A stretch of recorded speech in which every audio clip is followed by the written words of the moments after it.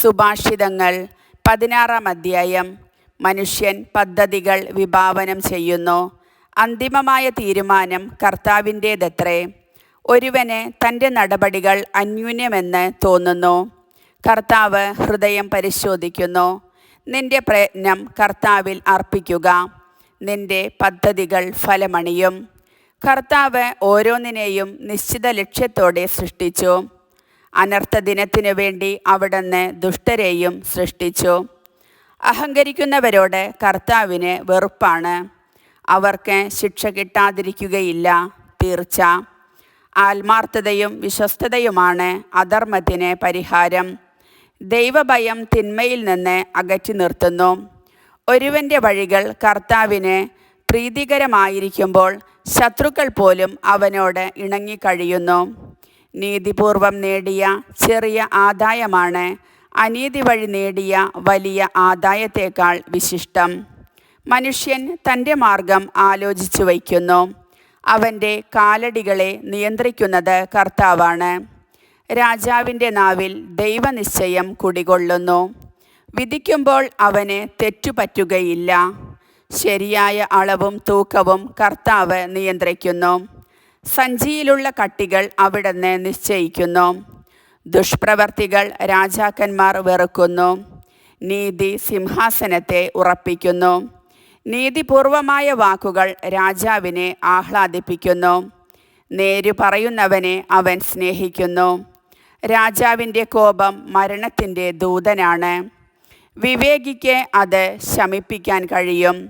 രാജാവിൻ്റെ പ്രസാദത്തിൽ ജീവൻ കുടികൊള്ളുന്നു.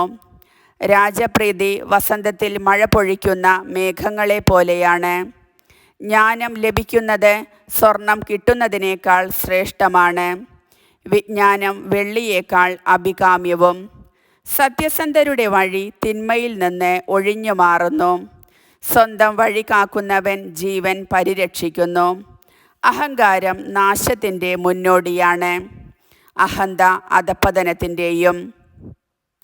അഹങ്കാരികളോട് ചേർന്ന് കൊള്ള മുതൽ പങ്കുവയ്ക്കുന്നതിനേക്കാൾ നല്ലത് വിനീതനായി ദരിദ്രനോടൊപ്പം കഴിയുകയാണ്. ദൈവവചനം ആദരിക്കുന്നവൻ ഉത്കർഷം നേടും, കർത്താവിൽ ആശ്രയിക്കുന്നവൻ ഭാഗ്യവാൻ. ഹൃദയത്തിൽ ജ്ഞാനമുള്ളവൻ വിവേകിയെന്ന് അറിയപ്പെടുന്നു, ഹൃദ്യമായ ഭാഷണം കൂടുതൽ അനുനയിപ്പിക്കുന്നു. വിവേകം ലഭിച്ചവന് അത് ജീവൻ്റെ ഉറവയാണ്. ഭോഷത്വം ഭോഷനുള്ള ശിക്ഷയത്രേ.